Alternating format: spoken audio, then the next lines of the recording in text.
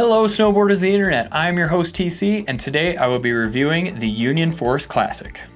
It was a sunny day and the clouds started to roll in. The day before there was about 8 inches of fresh snow, so in the trees that was still there. When we were out on the main runs there was fresh cord and it was still pretty firm, but you could still trust your edge in it.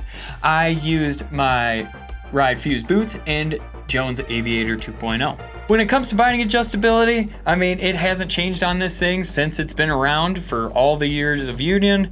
They've had this binding, same adjustability, so we'll get right into it here, where on the Highback, flip tab adjustment for the forward lean. Do not spin this thing, you'll break it. You'll either unscrew it completely or you'll break this plastic when you go to flip it back, so just don't deal with screwing it, just flip tab, keep that in mind.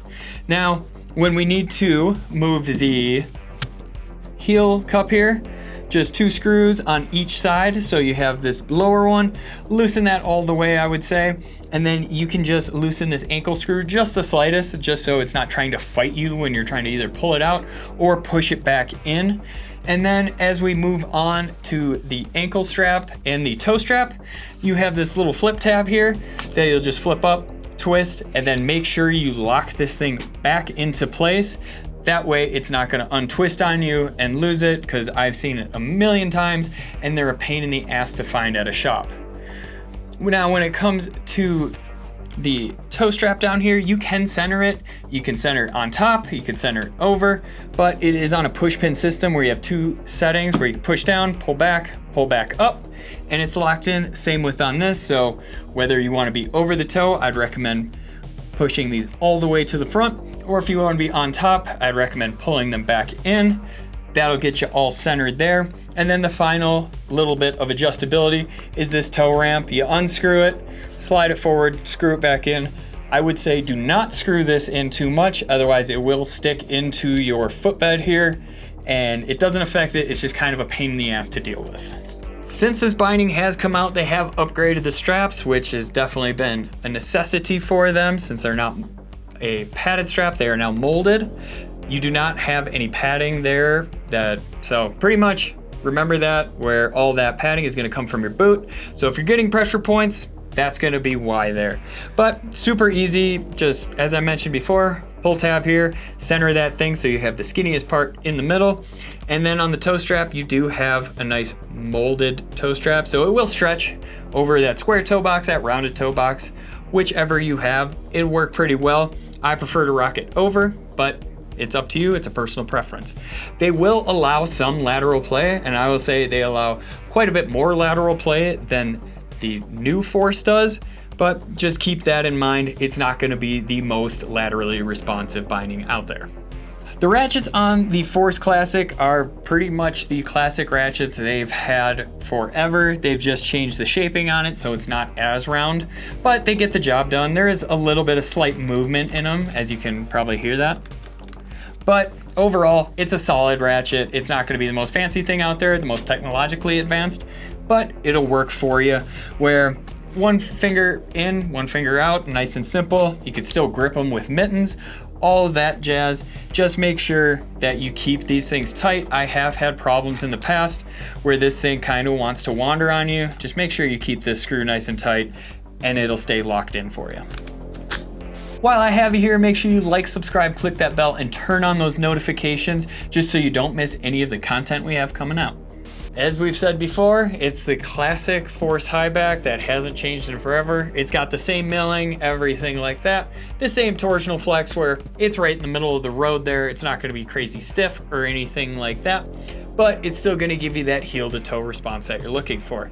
As I mentioned before, you do have that flip tab on here, so you can get that forward lean if you're really looking for it, but you can also adjust the high back where it sits. So you can rotate it and put that in line with your heel side edge, which Union doesn't recommend, I don't recommend.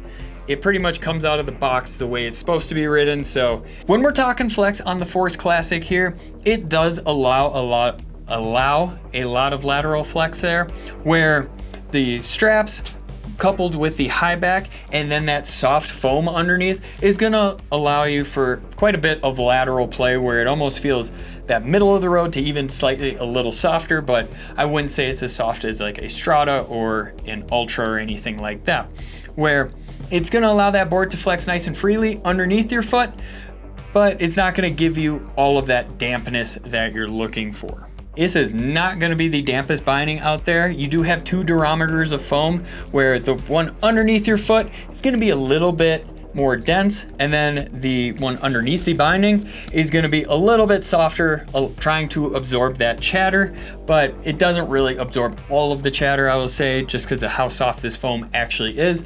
A lot of it does get transferred up into your foot there, where it is going to be a lively binding, but definitely not the most responsive thing out there where you're going heel to toe, but you're getting a lot of that lateral play in butters and presses and that sort of thing.